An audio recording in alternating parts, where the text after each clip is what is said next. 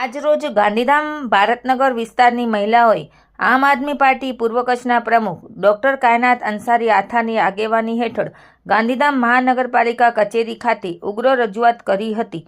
આ વિસ્તારમાં લાંબા સમયથી ચાલી આવતી ગટર, તૂટેલા રસ્તાઓ, પીવાના પાણીની સમસ્યા, આખલાઓનો ત્રાસ અને અસહ્ય ગંદકી જેવા પ્રશ્નોનો તાત્કાલિક ઉકેલ લાવવાની માંગ કરવામાં આવી હતી। ભારતનગર વિસ્તારના રહીશો વર્ષોથી અનેક મૂળભૂત સુવિધાઓના અભાવનો સામનો કરી રહ્યા છે।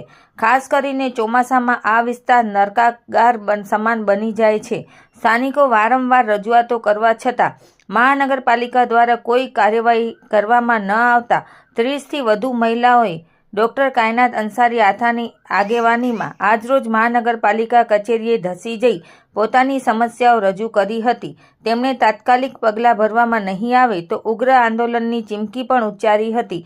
મહિલાઓની રજૂઆત બાદ મહાનગરપાલિકાના મુખ્ય ઇન્ચાર્જ કમિશનરે 15 દિવસમાં ભારતનગરના પ્રશ્નોનું નિરાકરણ લાવવા અને પ્રજાકીય કાર્યો કરવાની બાંહેધરી આપી હતી। नमस्कार, मेरा नाम डॉक्टर कायनात अंसारी आता है, प्रमुख पूर्व कच्छ आम आदमी पार्टी। आज हम लोग नगर पालिका आए हैं। कुछ दिनों से हम लोग वार्ड 11 की मुलाकात ले रहे हैं। वहाँ पे जो हालात हैं वो बहुत खराब हैं।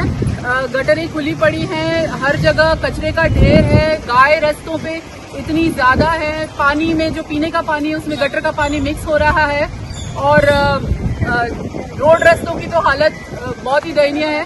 तो सारे जो वहाँ उस विस्तार के लोग हैं उन्होंने हमारे साथ मिलकर आज एक रजूआत की है अपने म्युनिसिपल कमिश्नर को, और म्युनिसिपल कमिश्नर ने ऐसा आश्वस्त किया है कि 15 दिन के अंदर अंदर इनकी समस्याओं का निवारण आ जाएगा।